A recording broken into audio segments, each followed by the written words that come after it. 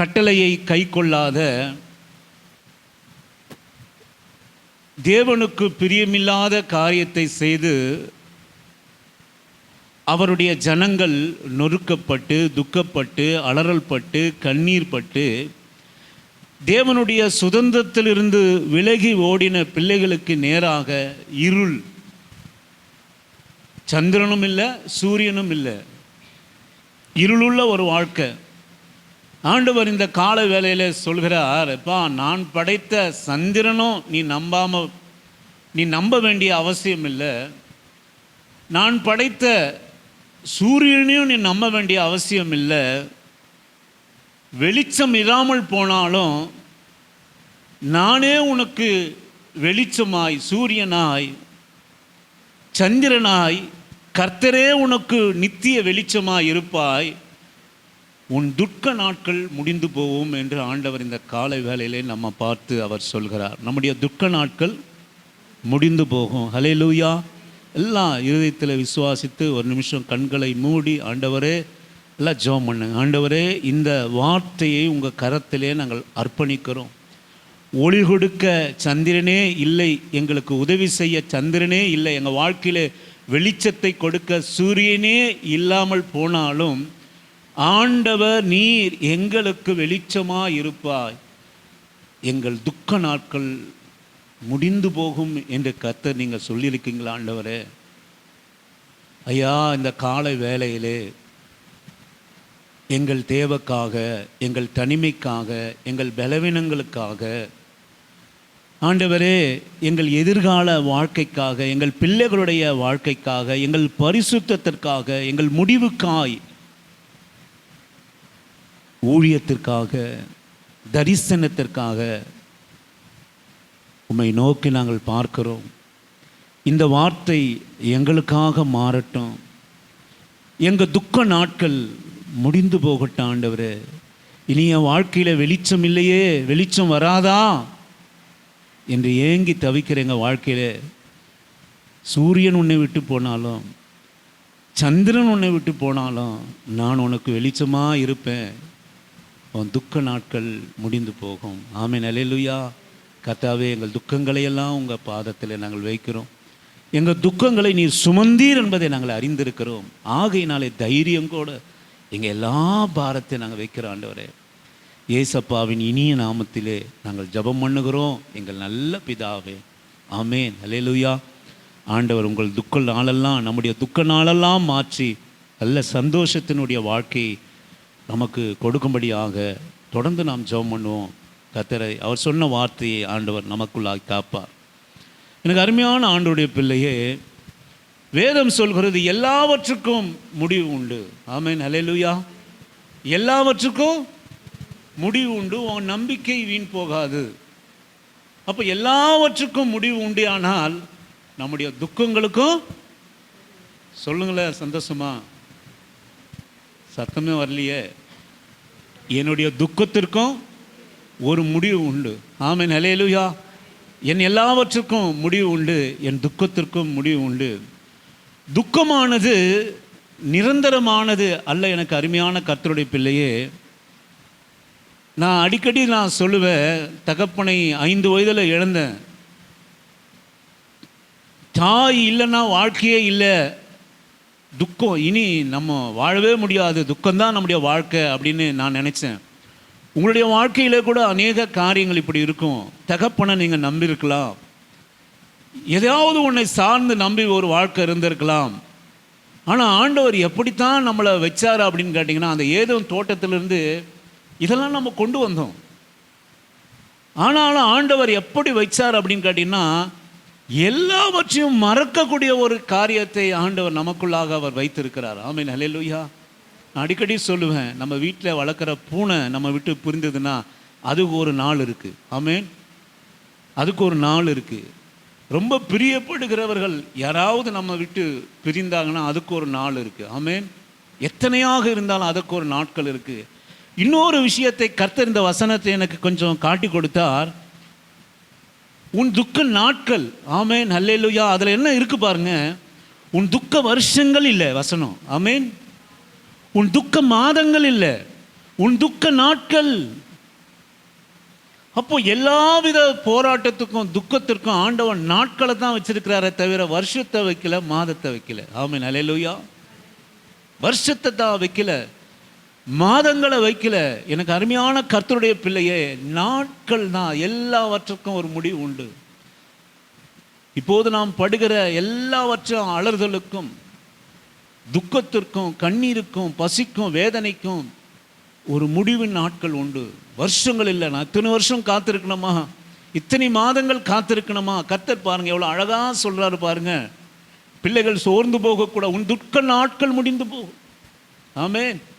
உன் துக்க நாட்கள் முடிந்து, துக்கத்தை நாட்களாக தான் வச்சிருக்கிறார். துக்கத்தை நாட்களாக தான் வச்சிருக்கிறார் ஆண்டவர். துக்க நாட்கள் முடிந்து போகும். நீங்கள் ஒரு வசனத்தை நீங்கள் வாசியுங்கள். உபாகமத்தினுடைய புஸ்தகம் 34வது அதிகாரம் 7-8 வரை வாசிக்கும்படியாக உங்களை அன்பாக நான் அழைக்கிறேன். உபாகமத்தினுடைய புஸ்தகம். மோசே மரிக்கிற போது 120 வயதாய் இருந்தான். அவன் கண்கள் இருளடையும் இல்லை, அவன் பெலன் குறையும் இல்லை. இஸ்ரவேல் புத்திரர் மோவாபின் சமமான வெளிகளில் மோசேக்காக 30 நாள் அழுது கொண்டிருந்தார்கள். மோசேக்காக அழுது துக்கம் கொண்டாடின நாட்கள் முடிந்தது. மோசேவுக்காக அழுது துக்கம் கொண்டாடின நாட்கள் முடிந்தது. 40 வருஷம் லட்சாதி லட்சம் ஜனங்களுக்கு இவங்க தண்ணி வேணும்னாலும் யார்கிட்ட வருவாங்க? இவங்க திட்டுனால யார்கிட்ட வருவாங்க? இவங்களுக்கு சாப்பாடு வேணும்னால யார்கிட்ட வருவாங்க? இவங்களுக்கு வெயிலா இருக்கிறதுனா யார்கிட்ட வருவாங்க? மோசே இடத்துல லட்சக்கணக்கான ஜனங்கள். 40 வருஷம், ஒரு வருஷம் இல்லை, 2 வருஷம் இல்லை, 40 வருஷம் லட்சக்கணக்கான ஜனங்களை நடத்தினார் மோசே. தண்ணி இல்லைன்னா இவர்கிட்ட அழுவாங்க, இவரை திட்டுவாங்க. ஏன் இங்கே கொண்டு வந்தீர் என்று அவருக்கு முன்பாக நிற்ப எல்லாவற்றையும் சகித்தார். இந்த மனுஷன் இவர்களுக்காக உபவாசித்து அழுதது போல வேற யாரும் அழல. இந்த மனுஷன் இவர்களுக்காக வார்த்தையை பெற்றுக்கொண்டு 40 நாள் 80 நாள் தேவனுடைய சமூகத்திலே தண்ணி கூட கொடுக்காம தேவனுடைய சமூகத்திலே விழுந்திருந்தான். அத்தனை ஜனங்களுக்காக நன்மையை நினைத்த மோசே எத்தனை நாள் துக்கம்? 30 நாள். இஸ்ரவேல் புத்திரர் மோவாபின் சமனான வெளிகளில் மோசேவுக்காக 30 நாள் அழுது கொண்டிருந்தார்கள். மோசேவுக்காக அழுது துக்கம் கொண்டாடின நாட்கள். சொல்லுங்க, வேதத்தை கவனிங்க. என்ன சொல்லுது வேதம்? அழுது துக்கம் கொண்டாடின நாட்கள் முடிந்தது. 40 வருஷம் ஒரு மனுஷன் எல்லா தேவைகளையும் சந்தித்த, அவருடைய பிள்ளைகளுடைய தேவைகளை சந்தித்த மனுஷன், அவர்களுக்காக அழுது புலம்பின மனுஷன், அவர்களுக்கு கானான் தேசத்திலே அருகிலே கொண்டு வந்து இதோ நீங்கள் சுதந்திரிக்கிற தேசம் என்று சொல்லுகிற அடிமைத்தனத்திலிருந்து மீட்டெடுத்த மோசே எத்தனை நாள் தான் துக்கமா? 30 நாட்கள் அவர்கள் அழுது கொண்டார்கள். உண்மைதான், மோசேவுக்காக அழுது துக்கம் கொண்டாடின நாட்கள் முடிந்தது. எல்லாவற்றிற்கும் ஒரு முடிவு உண்டு. எனக்கு அருமையான ஆண்டவருடைய பிள்ளையே, உன் துக்க நாட்கள் முடிந்து போகும். ஆமென், அல்லேலூயா. முன்பே சொன்னது போல எல்லாத்துக்கும் ஒரு நாட்கள் தான். ஆண்டவர் அப்படித்தான் வச்சிருக்கிறார். என்னதான் பிசாசு நம்ம வஞ்சித்து போட்டாலும், நமக்கு துக்கத்தை கொண்டு வந்தாலும், அதை நாட்களிலே நிவர்த்தி ஆகிற இருதயத்தை ஆண்டவர் நமக்கு வச்சிருக்கிறார். மறக்கிற இருதயத்தை நீங்கள் உண்மையிலேயே நீங்கள் சொல்லுங்கள். நீங்கள் உங்கள் வாழ்க்கையில, என் வாழ்க்கையில எவ்வளவோ துக்கப்பட்டது உண்டு. என்னால் இந்த துக்கத்திலிருந்து எழுந்து நடக்கவே முடியாது. அப்படிலாம் என் வாழ்க்கைலாம் இருந்தது. உங்கள் வாழ்க்கையில் கூட அப்படி இருக்கலாம். இதை கேட்டுக்கொண்டிருக்கிறோட வாழ்க்கையில் கூட அப்படி இருக்கலாம். இனி என்னால் எழவே முடியாது, நடக்கவே முடியாது, நகரவே முடியாது. நான் புசிக்கவே வேண்டாம், நான் குடிக்கவே வேண்டாம், நீர் குடிக்கவே வேண்டாம். நான் வாழவே வேண்டாம் என்று நம்ம வாழ்க்கையிலே நம்ம நினைச்சது உண்டு. ஆனாலும் நம்முடைய துக்க நாட்களெல்லாம் ஆண்டவர் மாற்றி இன்றைக்கும் நம்ம ஜீவனோடு பலனோடு கூட நம்ம துக்க நாட்களை முடித்த ஆண்டவர் இருக்கிறார் அல்லவா? ஆமென், அல்லேலூயா. இன்றைக்கும் நான் சொல்லுவேன், இயேசுவின் நாமத்தினாலே இன்னைக்கு இருக்கிற நம்முடைய துக்கம், இனி வரப்போகிற நம்முடைய துக்கங்கள் எல்லாவற்றிற்கும் ஒரு முடிவு உண்டு, முடிந்து போகும். அதனால் நம்ம இதுவும் அந்த துக்கம் வருகிற போதே நம்ம நினைக்கிறோம் இருதயத்தில், இதுக்கு ஒரு நாட்களை ஆண்டவர் வச்சிருக்கிறார். ஆமென், அல்லேலூயா. அதை மட்டும் நீங்கள் நினச்சி பாருங்கள். ஒரு வல்லமை வரும், ஒரு பலன் வரும், ஒரு தைரியம் வரும், இது முடிஞ்சிடும் அப்படிங்கிற எண்ணத்தில் ஆண்டவர் நம்ம வைத்திருக்கிறார். இயற்கையாகவே மனுஷனுக்கு, வஞ்சிக்கப்பட்ட மனுஷன் இருதயத்தில் அந்த துக்க நாட்களை முடிந்து போகிற காரியத்தை அவர் வச்சிருக்கிறார். நீங்கள் இந்த பிரசங்கத்துக்கு சம்பந்தம் இல்லைன்னு எனக்கு தெரியாது. நீங்கள் இருந்தால் வாசிங்கள். எபிரேயின் புஸ்தகம் 12:11 வாசிக்கும்படியாக உங்களை அன்பாக நான் கேட்கிறேன். எபிரேயின் புஸ்தகம் 12:11 வாசிக்க. எந்த சிற்சையும் தற்காலத்தில் சந்தோஷமாய் காணாமல் துக்கமாய் காணும் ஆகிலும் பிற்காலத்திலே பழகினவர்களுக்கு அது நீதியான சமாதான பலனை தரும். ஆமென். தேவனுடைய சிற்சையானது, எனக்கு அருமையான கர்த்தருடைய பிள்ளையே, ஆண்டவருடைய சன்னிதானத்திலே வருகிற நாம் ஒருபோதும் போலாமா வேணாவா, அல்லது இவ்வளோ கஷ்டம் இருக்கு, இவ்வளோ போராட்டம் இருக்கு, கர்த்தரிடத்தில் போகணுமா? சபையிலே வருகிறவர்கள் எப்போ பாரு நம்மளே குறை சொல்கிறார்களே, எப்போ பாரு நம்மையே பேசுகிறார்களே, நம்மையே வசனம் வருகிறது, குறையாவே இருக்கிறது, என்ன திட்டிக் கொண்டே இருக்கிறார்களே, எனக்கே வந்து விழுகிறதே வசனம். நீங்கள் வீட்டில் போய் 2 கொரிந்தியர் புஸ்தகம் 7வது அதிகாரத்தை நல்லா வாசித்து பாருங்க, தியானம் பண்ணி பாருங்க. 2 கொரிந்தியர் புஸ்தகம் 7வது அதிகாரம், இதுக்குள்ளான விளக்கம் உங்களுக்கு கிடைக்கும். இப்போது இருக்கிற சிற்சை தற்காலத்தில் சந்தோஷமாய் காணாமல் துக்கமாய் காணும். ஆமென். இப்போ உதாரணத்துக்கு சொல்லணும்னா, சித்தாபா 4 மணிக்கு எழுந்து படினா அது எப்படி தான் இருக்கும்? துக்கமாக தானே இருக்கும்.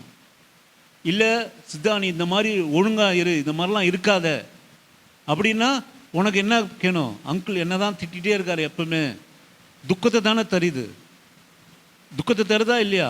சொல்லு, உண்மையாக துக்கத்தை தான் தரும். விசரமா நினைக்கலாம், எப்போ பாரு அப்படின்னு சொல்லிட்டு. தற்காலத்திலே இருக்கிற சிற்சையானது, நான் சொல்லுவேன், சபையானது எந்த லாப நோக்கத்தோடு கூட நடத்தப்படக்கூடாது. உண்மை, முழு நேரம் ஊழியம் செய்தால் கூட ஜனங்களே கொடுத்து அதில் சாப்பிட்டுட்டு போகணும். ஏதோ ஒரு ஆதாயத்துக்காக ஜனங்களை வஞ்சிக்கக்கூடாது. உள்ளதை உள்ளதென்றும் இல்லாததை இல்லாதென்றும் சொல்லுங்கள், இதுக்கு மிஞ்சினது பாவமாக இருக்கும். அதனால சபைக்கு வருகிற நாம் எப்படி சந்தோஷமாக நீங்கள் வரணும்னா, இன்னைக்கு ஆண்டவர் என்னை திட்டணும், என்னை துக்கப்படுத்தணும்னு வரணும் சபைக்கு. ஆமென், அல்லேலூயா. எப்போ பாரு திட்டுறாங்களேன்னு அப்படி வந்தா அப்படி இல்லை. இன்னைக்கு ஆண்டவர் வார்த்தையினாலே என்னை துக்கப்படுத்தணும். ஆமென். அப்படி வரணும் சபைக்கு. நான் அதில் மறுரூபமாகணும். கர்த்தர் ஒரு காரியத்தில் மறுரூபம் ஆகிற வரைக்கும் நம்மளை சிக்ஷை பண்ணிட்டு தான் இருப்பார். நீ 50 வருஷம் கர்த்தருடைய சன்னிதானத்தில் வந்து சொல்லி 50 வருஷம் நீ அந்த பேச்சை கேட்கலன்னா 50 வருஷமா உன்னை அப்படித்தான் கண்டிப்பாரு. நீங்களா இருந்தாலும் சரி, நானா இருந்தாலும் சரி. அதில் மாற்றம் இல்லைன்னா நம்ம மேலே நீடிய பொறுமை உள்ளவராக இருக்கிறார் என்று அர்த்தம். ஆமென், அல்லேலூயா. பெற்றோரோட நம்ம வந்து ஒரு காரியத்தில் சொல்லி விட்டுடுவாங்க. எப்போ எக்கர் கட்டினா போகுது, நமக்குன்னா அது எப்படின்னா போகுது, எனக்குன்னா ஏதோ ஞாயிற்றுக்கிழமை ஆராதனை பண்ணோமா, ஒரு 50 ஆத்மா வந்தாங்களா, இவ்வளோ காணிக்கு வந்துதா, நானும் என் குடும்பம் நல்லா சாப்பிட்டோமா, இதை விட அதிகமாக எப்படி அவங்கக்கிட்ட நம்ம வாங்கலாம் அப்படின்னு ஒரு ஆதாயத்துக்குண்டான வார்த்தை. நீங்களும் கிரீடத்தை சூட்ட முடியாது, நானும் கிரீடத்தை சூட்ட முடியாது. எந்த ஒரு போதகரும் கிரீடத்தை சூட்ட முடியாது, அந்த சபையில் வருகிற விசுவாசிகளும் சூட்ட முடியாது. இருதயமானது திருக்குள்ளது, அதை குத்திக்கிட்டே இருக்கணும். ஆமேன். வசனமானது இருபுறமும் கருக்குள்ள. எதுக்கு பட்டயம்? ஏன் மயில் இறகா இருக்கட்டுமே இல்லையா? வசனமானது நீங்கள் வருகிற போது மயில் இறகு போல உங்களை அப்படியே உங்களை தடவி கொடுக்கும். நீங்க போக சொல்ல இன்பமா போவீங்க. நான் சொல்லியிருக்கிறாரு, இருபுறமும் கருக்குள்ள பட்டயம். அப்ப என்னதான் பண்ணும் சொல்லுங்க? புண்ணு இருக்கிற வரைக்கும் கையை வச்சா வலி இருக்கத்தான் செய்யும், துக்கம் இருக்கத்தான் செய்யும். இந்த சிற்றையானது பிற்காலத்திலே வேதம் அழகாக சொல்கிறது, பிற்காலத்திலே தற்காலத்திலே சந்தோஷமாய் காணாமல். இப்ப எப்படித்தான் இருக்குது உங்களுக்கு? என்னதான் சொன்னாலும் சந்தோஷமா இருக்கவே இருக்காது. இருக்குதா? இருக்காது. தற்காலத்திலே சந்தோஷமாய் காணாமல் எப்படித்தான் காணும்? துக்கமா காணும். நீங்க நல்லா பிரசங்கம் பண்ணிட்டு நீங்க பாருங்க, என் முகத்தை கூட உங்களுக்கு பார்க்கறதுக்கு வெக்கப்பட்டு நம்ம போறோம், திரும்ப போறோம். ஏன் அப்படின்னா துக்கமா இருக்கு. என்ன இருந்தாலும் இப்படி பேசிட்டாரு, என்னென்னவோ சபையெல்லாம் விட்டுட்டு நம்ம இங்க வந்து உட்கார்ந்து இருக்கிறோம். என்ன உலகத்துல, ஊர் உலகத்துல சபையா இல்லை, இந்த ஆள் திட்டுறதுக்கு இந்த ஆள் என்ன என்ன பெத்தானா இல்லை கொடுக்குறானா, எனக்கு கஞ்சி ஊத்துறானா அப்படின்னு உங்களுக்கு தோணும். ஆனா இக்காலத்திலே சிற்றை, தற்காலத்திலே சந்தோஷத்தை காணாமல் துக்கமா, அம்மா நான் வரமாட்டேன் இனிமேல் சபைக்கு, இன்னும் கொஞ்சம் நாள் ஆனால் இன்னொருத்தர் சொல்றதுக்கு வாய்ப்பு இருக்கு. நான் பக்கத்தில் இருக்கிற அந்த அங்குள் சபைக்கு போயிடுறேம்மா, என்ன அருமையா இருக்குதுப்பா, கிஃப்ட்லாம் நிறைய தராங்க, அங்க ஒன்றும் பிரச்சனையே இல்லை. அவங்க ஏதோ பேசுறாங்க, நாங்கள் ஏதோ விளையாடின்னு இருக்கிறோம். எங்களுக்கு பிரச்சனையே இல்லை. மைக்க கொடுத்தானா ஒரு பாட்டை பாட போகிறோம், நாங்கள் பாட்டுனா அவன் சீண்டுவான் இவன் சீண்டுவான். அங்கே ஒரு 10 பேர் இருக்கிறாங்க, ஒரு 50 பேர் இருக்காங்க. நான் ஒருத்தர் சீண்டுவோம், அல்லேலூயா சொல்லுவாங்க, நாங்கள் வந்துட்டே இருப்போம். எங்களுக்கு ஒரு பிரச்சனை இல்லை. ஆனால் இங்கே வந்தால் நாங்கள் மாட்டிக்கிறோம். நேரடியா ஆண்டவர் உங்களை குறித்து சிந்தையாக இருக்கிறார். எப்படி உங்களை குறித்து நீங்கள் கடந்த வாரம் என்ன நிலைமை, உங்களுக்கு என்ன பலம் வேணும், என்ன போராட்டம், என்ன திமிரு உங்களுக்கு அப்படின்னா, அதை திமிரு இருந்தால் அடக்கிறதுக்கும், துக்கம் இருந்தால் பலப்படுத்துறதுக்கும், சகாயம் செய்யறதுக்கும் ஆண்டவருடைய வசனம் காத்திருக்கிறது. அதுதான் உண்மையிலே ஆவியானவர் இருக்கிற சபை. நான் சொல்லுவேன், பிற்காலத்திலே அதிலே பழகினவர்களுக்கு பழகி போச்சா, திட்டு வாங்குறது பழகி போச்சா, மாற்ற முயற்சி பண்றோமா, மறுரூபமாகறதுக்கு முயற்சி பண்றோமா, ஜென்ம சுபாவத்தை அழிக்கிறதுக்கு முயற்சி பண்றோமா? சொல்லுங்க, மாத்துக்கிறீங்களா நீங்க? எனக்கு அருமையான தேவ ஜனமே, நீதியான சமாதான பலனை தரும். எனக்கு என்னவோ இந்த வசனம் சொல்லணும்னு தோணுச்சு, அதனால நான் சொன்னேன். நீங்கள் வாசியுங்கள். இந்த துக்கம் ஆண்டவர் நம்மை படைக்கிற போது இந்த துக்கம் இதெல்லாம் வச்சு தான் படைத்தாரா என்று சொல்லுவோமானால் அப்படி இல்லவே இல்லை. நீங்கள் ஆதியாகமத்தினுடைய புஸ்தகம் 3ஆம் அதிகாரம் 15 17 வரைக்கும் வாசிக்கும்படியாக உங்களை அன்பா நான் கேட்குறேன். கொஞ்சம் கவனிங்க, கொஞ்சம் தான் ஆழமான ஒரு வசனம். உன் வித்துக்கும் அவள் வித்துக்கும் பகை உண்டாக்குவேன், அவர் உன் தலையை நசுக்குவார், நீ அவர் குதிக்காலை நசுக்குவா என்றார். அவர் ஸ்திரீயை நோக்கி, நீ கர்ப்பவதியாய் இருக்கும்போது வேதனையை மிகவும் பெருக பண்ணுவேன், வேதனையோடு பிள்ளை பெறுவாய், உன் புருஷனை பற்றி இருக்கும், அவன் உன்னை ஆண்டு கொள்வான் என்றார். பின்பு அவர் ஆதாமை, உன் மனைவின் வார்த்தைக்கு செவி கொடுத்து புசித்தபடினாலே பூமி உன் நிமித்தம் சபிக்கப்பட்டிருக்கும், நீ வருத்தத்தோடே அதன் பலனை புசிப்பாய். ஆண்டவர் அப்படி படைக்கலுங்க. நீங்க என்ன இந்த மீறுதல்னால என்ன வந்தது அப்படின்னு கேட்டீங்கன்னா, எனக்கு அருமையான ஆண்டவருடைய பிள்ளையே, தேவன் நமக்குள்ளாக வாசம் செய்கிறது எடுபட்டு போனது. நல்லா புரிஞ்சுங்க. ஆண்டவர் இதெல்லாம் அப்படியே மாறா வச்சார். இந்த துக்கம், கண்ணீர் அவர் வாசம் செய்கிற இடமாக, அவர் உலாவுகிற இடமாக இருந்தது. ஆனால் இந்த மனுஷன் கீழ்ப்படியாமையினாலே, இச்சையினாலே, பெருமையினாலே, என்ன அவனுக்குள்ளாக பிசாசின் வஞ்சிக்கப்பட்டதுனாலே, சாத்தான் அவனை வஞ்சித்ததுனாலே அவனுக்கு மனுஷனுக்கு என்ன வந்தது அப்படின்னு கேட்டிங்கன்னா, தேவன் வாசம் செய்கிறது இல்லாமல் போச்சு. தேவன் மனுஷனுக்குள்ளாய் மனுஷனுக்கு வாசஸ்தலத்திலே வாசம் செய்வது இல்லாமல் போச்சு. ரெண்டாவது காரியம், கண்ணீர் என்பது வந்தது. எப்போ ஒரு மனுஷனை இந்த அவருடைய சமூகத்திலிருந்து விலகினவுடனே பிசாசு என்னதான் கொடுத்தான் அப்படின்னு கேட்டிங்கன்னா, கண்ணீர், துக்கம், அலறுதல், வருத்தம், பசி, இவைகளெல்லாம் மனுஷனுக்கு சபிக்கப்பட்டதுனால வருத்தத்தோடு கூட உன் பலனை புசிப்பான். ஆமென். ஃபஸ்ட்டு புசித்தா. நான் ஒன்று சொல்லுவேன், ஏதோ தோட்டத்தில் இருந்ததெல்லாம் இப்போ இங்கே இருக்கு. ஜீவ விருட்சத்தை தவிர எல்லா கனிகளும் இப்போ வெளியும் இருக்கு, வெளியும் இருக்கு. இப்போ என்ன கேட்டிங்கன்னா, எனக்கு இப்போ பசி இருக்கு, ஏன்னா நான் சாப்பிடல. இதே 2:30 மணிக்கு நீங்கள் வந்து கேட்டிங்கன்னா, ஓரளவுக்கு பிரியாணியை சாப்பிட்டுட்டு கொஞ்சம் எதனா நல்லா சாப்பிட்டுட்டு 2:30 மணிக்கு நீங்கள் வந்து கேட்டிங்கன்னா எனக்கு பசி இருக்காது. ஏன்? திருப்தி ஆயிட்டேன். திருப்தியாக இருக்கிறதுனால எனக்கு என்ன இல்லை, பசி இல்லை. அப்போ இந்த பசியும் கண்ணீரும் அலறுதலும் துக்கமும் வெளியே அதே கனி இருக்குங்க. ஏதோ இல்லை, என்னென்ன கனி படைக்கப்பட்டதோ எல்லாம் கனியும் இருக்குது. ஆனால் இங்கே என்ன இருக்குன்னா, பசி இருக்குது. ஜனங்க மத்தியில் கண்ணீர், அலறுதல், துக்கம், தேவனுடைய சமூகம் விலகினது, இவைகளெல்லாம் இருக்கு. அன்றைக்கு அவன் திருப்தியாக இருந்தான், பசி இல்லாமல் இருந்தான். இன்றைக்கு திருப்தி இல்லாதனாலே ஜனங்களுக்குள்ளாக பசி வந்துருக்கு. இன்னைக்கு எத்தனை பிள்ளைகள் பசியாக இருக்கிறாங்க தெரியுமா? நம்ம நினைக்கிறோம், கர்த்தர் ஆண்டவர்னு ஒருத்தர் இருந்தால் ஏன் இப்படி, ஆண்டவர் ஒருத்தர் இருந்தால் ஏன் இப்படி.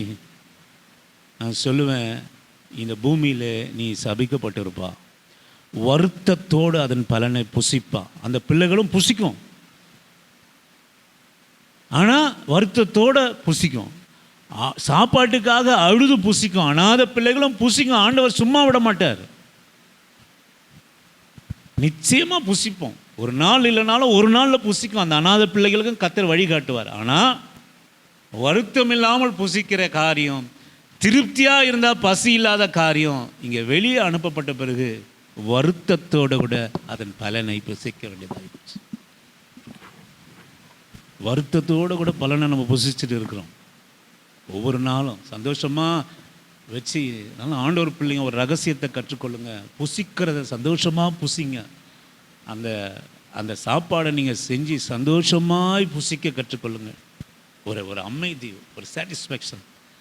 தூங்க போகிற போது கர்த்தரோட பிள்ளைங்க, வசனத்தை கேட்குற பிள்ளைங்க, ஆண்டவருடைய அந்த இளைப்பாறுதலை பெற்ற பிள்ளைங்க, நீங்கள் தூங்க போகிற போது ஒரு சமாதானத்தை நீங்கள் காணுவீங்க. சாப்பிட சொல்லுகிற போது ஒரு சமாதானத்தை காணுவீங்க. வேலை செய்கிற போது வருத்தப்பட்டாலும் ஒரு சமாதானத்தை நீங்கள் காணுவீங்க. அல்லேலூயா, ஆமென். அது கர்த்தருடைய பிள்ளைகளுடைய ரகசியம். இந்த சாபம் உள்ளுக்குள்ளாக வந்தது. நீங்கள் வாசியுங்கள், புலம்பலின் புஸ்தகம் 5வது அதிகாரம் 15வது வசனத்தை நீங்கள் வாசிக்கும்படியாக உங்களை அன்பானா கேட்கிற. புலம்பலின் புஸ்தகம் 5ஆம் அதிகாரம் 15வது வசனத்தை வாசிக்கும்படியாக உங்களை அன்பானா கேட்கிறேன். எங்கள் இருதயத்தின் கலிகூறுதல் ஒழிந்து போயிற்று, எங்கள் சந்தோஷம் துக்கமா மாறிற்று. ஏன்? ஆண்டவருடைய கட்டளையை கை கொள்ளாத போது என்னதான் ஆச்சு? சந்தோஷம் துக்கமா மாறிற்று. எங்கள் இருதயத்தின் களி கூறுதல் ஒழிந்து போயிடுச்சு. கர்த்தர் எல்லாத்துக்கும் இருதயத்தில் ஒரு களி கூறுதலை வச்சாரு, சந்தோஷத்தை வச்சாரு, ஒரு களி கூறுதல். ஆனால் ஆண்டவருடைய கட்டளையை இழந்த மனுஷனுக்கு, ஆண்டவருடைய கட்டளைக்கு கீழ்ப்படியாத மனுஷனுக்கு களி கூறுதல் இருதயத்தில் இருக்கவே இருக்காது. ஒன்று தெரிஞ்சுங்க, களி கூறுதல் இருக்காது.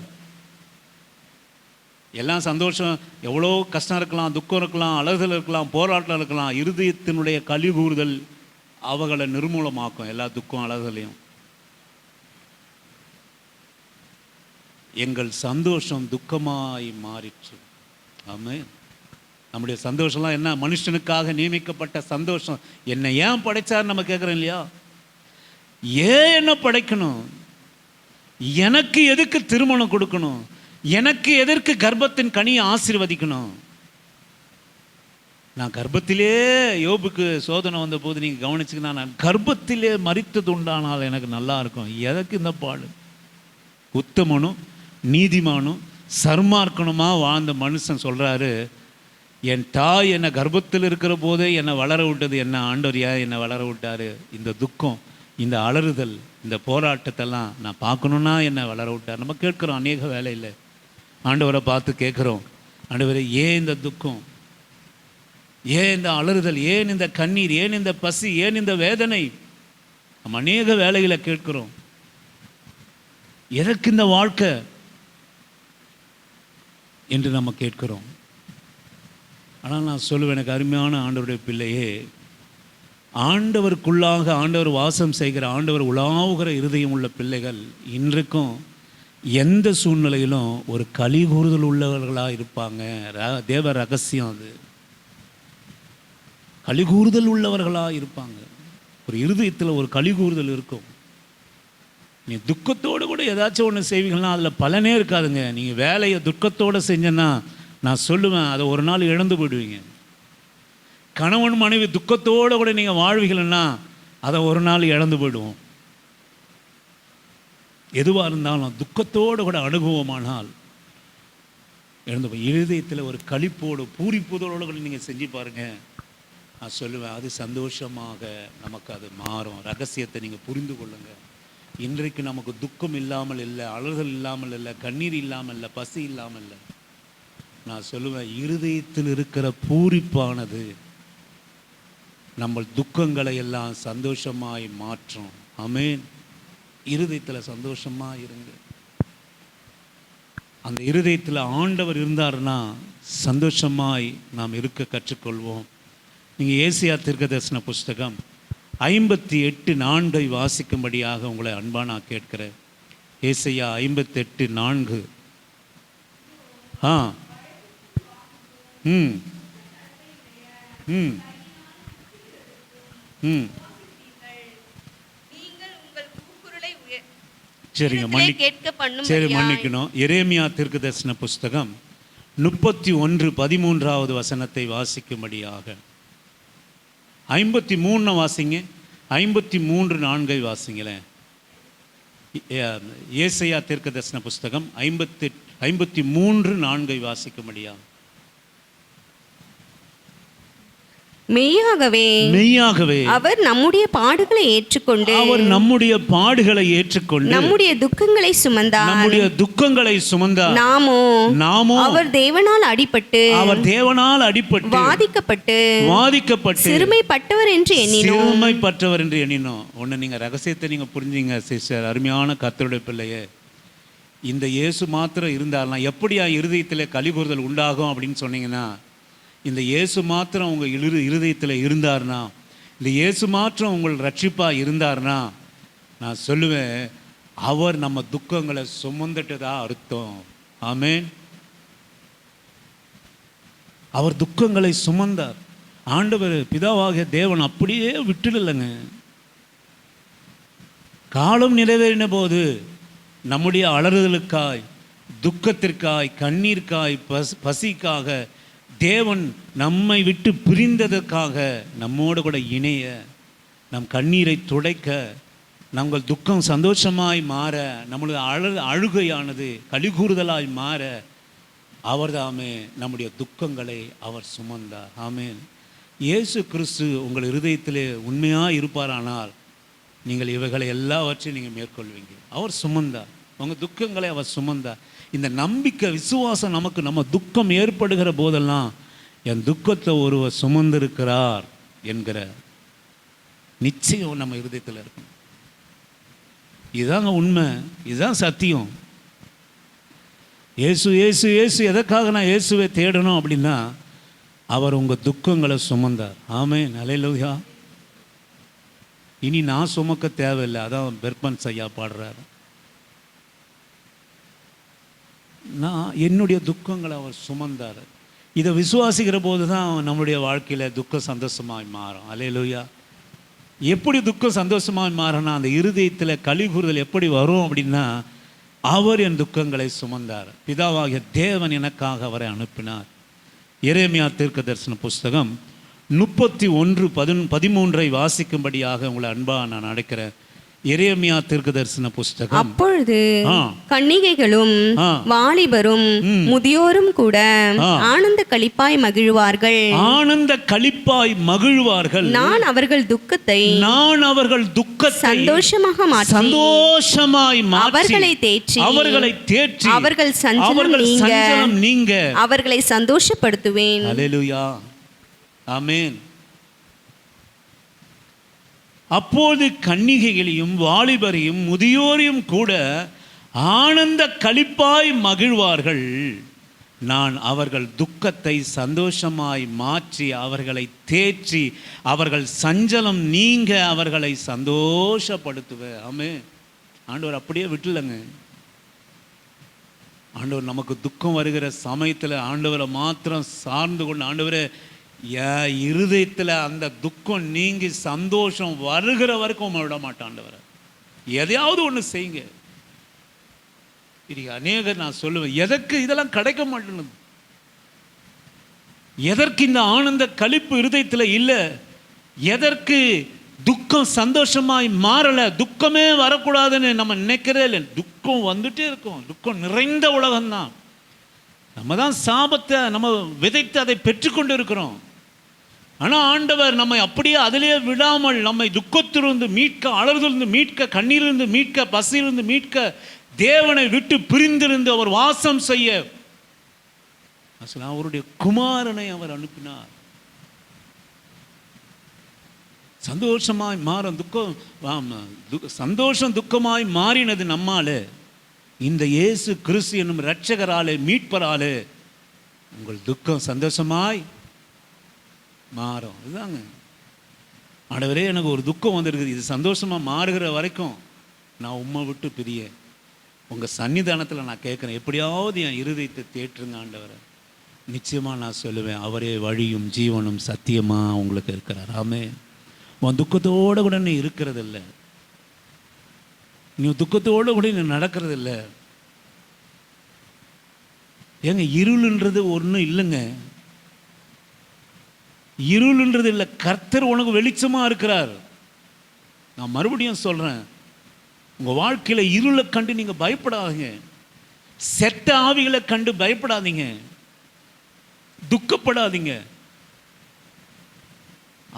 அலறாதீங்க, கண்ணீர் வடிக்காதீங்க. ஆண்டவர் உங்களோட கூட இருக்கிறாருங்க. இந்த விசுவாசம் இல்லாதவங்க தான் பயந்த ஒரு வாழ்க்கை இருக்கும். நான் கடந்து செல்கிறேன். நீங்கள் சங்கீதங்களின் புஸ்தகம் 38:17 வாசிக்கும். மன்னிக்கணும், யோபின் புஸ்தகம் 2வது அதிகாரம் 13வது வசனத்தை வாசிக்கும்படியாக உங்களை அன்பாக கேட்குறேன். அது நமக்காக வருகிற துக்கமானாலும் சரி, யோபின் புஸ்தகம் 2:13 வந்து அவன் துக்கம் மகா கொடிய துக்கம் என்று கண்டு, அவனுடைய துக்கம் மகா கொடிய துக்கம் என்று கண்டு, ஒருவரும் அவனோடு ஒரு வார்த்தையும் பேசாமல், ஒருவரும் அவனோடு கூட ஒரு வார்த்தை பேசாமல், இரவு பகல் 7 நாள் அவனோட கூட தரையிலே உட்கார்ந்திருந்தார்கள். அல்லேலூயா. நீங்கள் யோபோட துக்கத்தை நீங்கள் பார்த்துருக்கீங்களா? யாருமே பார்த்ததில்லை. ஆனால் யோபோட துக்கம் நீங்கள் நல்லா கவனிங்க. பொதுவாக நம்மளை துக்கம் விசாரிக்க வரவங்கெல்லாம் நான் அநேக வேலையில் நான் கண்டது உண்டு. எனக்கு ஏற்பட்ட துக்கத்தினால என்கிட்ட பேசுறதுக்கு கூட முடியாமல் போனவங்க உண்டு. ஒரு காலகட்டத்தில் என்கிட்ட பேச மாட்டாங்க, வருவாங்க, பார்ப்பாங்க, ஒரு சோகமாக போயிடுவாங்க, பேசாமல் இருப்பாங்க. ஏன்னா என்னத்தை இவனுக்கு சொல்கிறது? சில துக்கங்கள் ஆறுதல் சொல்கிறதுக்கு தான் ஜனங்கள் வராங்க. ஆனால் சில துக்கங்களுக்கு மனுஷனாலே ஆறுதல் படுத்தவே முடியாதுங்க. இந்த 7 பேரும் வெகு தொலைவில் இருந்து யோபினுடைய துக்கத்தை கண்டு, யோபுக்கு நடந்ததை கண்டு, எப்படியாவது எனக்கு ஆறுதல் சொல்ல வேண்டும் என்று கிளம்பி வராங்க. இங்க யோபுவோட துக்கத்தை நீங்க கொஞ்சம் கவனிச்சிங்கன்னா, எனக்கு அருமையான தேவனுடைய பிள்ளையே, எவ்வளோ ஒரு ஆச்சரியமான ஒரு காரியம் பாருங்க. வேதம் ஒரு நாளும் நமக்கு பொய்யான வார்த்தையை ஒரு நாளும் சொல்லாது. அவன் துக்கம் மகா கொடிய துக்கம், அவன் எப்படி என்று கண்டு ஒருவரும் அவனோடு ஒரு வார்த்தையும் பேசாமல் இரவு பகல் 7 நாள் அவனோட கூட தரையில் உட்கார்ந்துருந்தாங்க. நீங்கள் ஒரு நிமிஷம் நீங்கள் நினச்சி பாருங்க. உங்களை துக்கம் விசாரிக்க 7 நாள், இட்ஸ் நாட் 7 minutes 7 hours அல்ல, 7 நாள் அவனுடைய துக்கம் மகா துக்கம் என்று கண்டு பேசுறதுக்கு வார்த்தையே இல்லைங்க. 7 நாள் அப்படியே உட்கார்ந்து இரவும் பகலும் பேசாம அவன் பக்கத்தில் உட்கார்ந்துருந்தாங்க.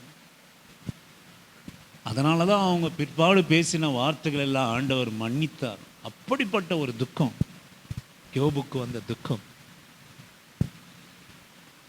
நான் மறுபடியும் சொல்கிறேன், 7 நாள் கிளம்பி அவனோட கூட ஒரு வார்த்தை கூட பேசாமல் அவனுடைய துக்கம் மகா துக்கம் என்று கண்டு. ஆமென், அல்லேலூயா. ஆனால் அந்த துக்கம் என்னங்க ஆச்சு? அந்த துக்கம் என்ன ஆச்சு? சந்தோஷமாய் மாறினது, ரெட்டிப்பான சந்தோஷமாய் மாறினது. அந்த துக்கம் சொல்ல வந்தவனையே ஆசீர்வதித்து அனுப்பிச்சு சந்தோஷமா. ஆமென், அல்லேலூயா. அனுமதித்தவர் ஆண்டவர். மகா கொடிய துக்கம். நீங்கள் படுகிற வேதனை, துக்கம், நம்ம படுகிற அநேக காரியங்களுக்கு ஆண்டவருக்கு தெரியாமல் இல்லவே இல்லை. கர்த்தர் நம்ம எல்லாவற்றையும் அறிந்திருக்கிறாருங்க. நீங்கள் படுகிற கஷ்டம், நீ படுகிற கண்ணீர், நீ படுகிற தனிமையான வேலை, நீ படுகிற பலவீனங்கள், நீ படுகிற பசி, ஆண்டவர் இருக்கிறாரா? ஆண்டவர் இருந்தால் ஏன் இந்த பிள்ளைங்க இப்படி கஷ்டப்படுது பிளாட்பாரத்தில்? ஆண்டவர் இருந்தால் இந்த பிள்ளைங்க ஏன் ட்ரெஸ் இல்லாமல் கஷ்டப்படுது? நீங்கள் பிளாட்பாரத்தில் பார்க்குறீங்க, நீங்கள் வந்துடுறீங்க. ஆனால் அதுக்கப்புறம் அந்த துக்கப்பட்ட நாட்களுக்கு மேலாக ஆண்டவர் அந்த பிள்ளைகளெல்லாம் 2 மடங்கு உயர்த்திருப்பார். அது உங்களுக்கு தெரியாது. ஆமென். நமக்கு தெரியாது இல்லைங்களா? ஆண்டவர் அப்படியே விட்டுற மாட்டாருங்க. அவங்களாம் எந்த ராஜாவாக இருக்கிறான்னு தெரியாது, எந்த அதிகாரியாக இருக்கிறான்னு தெரியாது, எத்தனை பேரை வச்சு வேலை வாங்குறான்னு தெரியாது, எந்த துறையில் சிறந்து விளங்கலான்னு உங்களுக்கு தெரியாது. நான் சொல்லுவேன், மகா கொடிய துக்கம் என்று கண்டு 7 நாள் இரவும் பகலும் பேசாமல் அப்படியே அவன் பக்கத்தில் உட்காந்துருந்தாங்க. அத்தனை துக்கம், வார்த்தை இல்லை. ஆனால் எனக்கு அருமையான ஆண்டவருடைய பிள்ளையே, அந்த துக்கத்தையும் ஆண்டவரால் மாற்ற முடிந்தது அல்லவா? ஆமென், அல்லேலூயா. அந்த துக்கையும் ஆண்டவர் மாற்றினாரே, அந்த துக்கத்தையும் கர்த்தர் மாற்றினாரே. அந்த துக்கத்தை சந்தோஷமாய் மாற்றி இருதயத்திலே கலிகூறுதலை தந்து ஆசீர்வாதத்தை தந்து அநேகருடைய கண்களுக்கு ஆச்சரியமாய் மாற்றினார் அல்லவா? ஏன் அப்படின்னா, யோபு ஒரு நாளும் ஆண்டவரை அவிசுவாசமான வார்த்தையை சொல்லவே இல்லை. கர்த்தர் கொடுத்தார், கர்த்தர் எடுத்தார் என்று சொல்லி அமைதியோடு கூட அவன் அமர்ந்து கொண்டிருந்தான். இருதயத்திலே கலிகூர்ந்தான். வாய் அநேகம் பேசியிருக்கலாம் யோபுக்கு, ஆனால் இருதயத்தில் விசுவாசத்தை விட்டு ஒரு நாள் அவன் வழி போகவே இல்லை. இருதயத்திலே ஒரு கலிகூறுதல் இருக்கத்தான் செய்தது யோபுவுக்கு. அந்த கலிகூறுதல் துக்கத்தை சந்தோஷமாய் மாற்றிற்று. ஆமென், அல்லேலூயா. எனக்கு அருமையான தேவ ஜனமே, நான் சொல்லுவேன், உன் துக்க நாட்கள் முடிந்து போகும். துக்க நாட்கள், நம்முடைய துக்க நாட்கள் முடிந்து போகும். ரெண்டாவது காரியம், இது நமக்கான துக்கமாக இருக்கலாம். நீங்கள் ரெண்டாவது காரியம், சங்கீதங்களின் புஸ்தகம் 38வது சங்கீதம் 17வது வசனத்தை வாசிக்கும்படியாக உங்களை அன்பா நான் கேட்கிறேன். நான் தடுமாறி விழ ஏதுவா இருக்கிறேன். என் துக்கம் எப்பொழுதும் என் முன்பாக இருக்கிறது. என்னுடைய துக்கம் எப்போது எனக்கு முன்பாக இருக்கிறது. ஆமென், அல்லேலூயா. நீங்கள் வாசியுங்கள் சங்கீதங்களின் புஸ்தகம் 119வது சங்கீதம் 92, 93வது வசனத்தை வாசிக்கும்படியாக உங்களை அன்பா நான் அழைக்கிறேன். சங்கீதங்களின் புஸ்தகம் 119வது சங்கீதம். உமது வேதம் என் மனமகிழ்ச்சியா இராதிருந்தால், உமது வேதம் என் மனமகிழ்ச்சியா இராமல் இருந்தால், என் துக்கத்திலே அழிந்து போயிருப்பேன். என் துக்கத்திலே நான் அழிந்து போயிருப்பேன். நான் ஒருபோதும் உம்முடைய கட்டளைகளை மறக்க மாட்டேன். அவைகளால் நீர் என்னை உயிர்ப்பித்தீர். ஆமென். அங்க சொன்னாரு, என் துக்கம் நிறைந்திருக்கிறது, என்னை சூழ்ந்த துக்கம், என்னை சூழ்ந்து துக்கமாக இருக்கிறது. ஆனா இங்க சொல்றாரு, வேதம் என் மனமகிழ்ச்சியா இராதிருந்தால் என் துக்கத்திலே நான் அழிந்து போயிருப்பேன். ஆமே, இந்த வசனம் மாத்திரம் உங்க மனம் மகிழ்ச்சியா இல்லைன்னா துக்கத்தில் தான் இருப்பீங்க. ஆமே, இனி அநேக துக்கத்தை போட்டுக்கிற ஔஷதம் என்ன அப்படின்னு கேட்டிங்கன்னா வசனம். உம்முடைய வேதம் என் மனமகிழ்ச்சியா இராதிருந்தால், அப்போ துக்கத்தில், கஷ்டத்தில், அலறுதல்ல, கண்ணீரில், தனிமையில் எதுதான் நமக்கு மனமகிழ்ச்சியாக இருக்கணும்? வசனம், வேதம். வேதம் உன் மனமகிழ்ச்சியாக இருக்கணும். நீங்கள் படிக்கவே தெரியலனா கூட சரி, உங்கள் துக்கத்தின் நேரத்தில் அப்படியே மார்போடு கூட அணைச்சிட்டு, ஆண்டவரே இந்த வேதம் எனக்கு மனமகிழ்ச்சி. ஆண்டவருக்கு தெரியும் பொழுது, வசனம் படிக்க தெரிந்தவர்களுக்கு, வேதம் படிக்க தெரியாதவர்களுக்கும். ஆமென், அல்லேலூயா. உள்ளே போய் படிச்சீங்கன்னா வசனம் இப்படி பிடிச்சி இப்படி வச்சிங்கன்னா சொல்லுங்க, வேதம். வேதம். நான் என் துக்க நாட்களில் நீங்கள் சொன்னால் நம்ப மாட்டீங்க, தலையில் பைபிள் எப்போவுமே இருக்கும் நைட்டு முழுவதும். ஆமென். தலைமாட்டில் பைபிள் இருந்துகிட்டே இருக்கும். நைட்டில் திடீர்னு தூங்க மாட்டேன். உடனே என்ன பண்ணுவேன், டக்குன்னு வசனத்தை எடுத்து அப்படியே ஆண்டவர் மன்னிக்கணும் அப்படியே படுத்துகிட்டே படிப்பேன். என்னால் முடியாது, சோர்வாக இருக்கும். காலை ஃபுல்லாக வேலை செஞ்சுட்டு இருப்பேன், ஏதோ அங்கங்கே அலைஞ்சிட்டு பைபிளை தலைமாட்டில் வச்சுருப்பேன். தூக்கம் வரலன்னா டக்குன்னு அப்படியே படுத்துகிட்டே தான் நான் சொல்லுவேன். எப்போவும் படுத்துட்டு படிப்பேன்னு நான் சொல்லலை. அந்த நேரத்தில் படுத்துட்டு அப்படியே இப்படி புரண்டு படுத்துட்டு வேதத்தை பிரிச்சுருவேன், லைட்டை போட்டு பிரிச்சுட்டு வாசிப்பேன். வேதம். ஆமென், அல்லேலூயா. இந்த வேதம் மாத்திரம் மனமகிழ்ச்சியாக இல்லாமல் இருந்தால், அநேகருக்கு வேதத்தினுடைய மனமகிழ்ச்சி தெரியல, அநேகருடைய வசனத்தினுடைய மகிமை தெரியல. அதனால தான் நான் முன்னாடி எபிரேயருக்கு சொன்னேன், அது நமக்கு சஞ்சலமாக இருக்கும், கஷ்டமாக இருக்கும். ஆனால் எது தான் நம்ம காப்பாற்ற போகுதுன்னா, மனமகிழ்ச்சி தரப்போகுது, எது நமக்கு நிம்மதியை தரப்போகுது, எது நம்ம துக்கத்தை மாற்ற போகுதுன்னா வசனம்.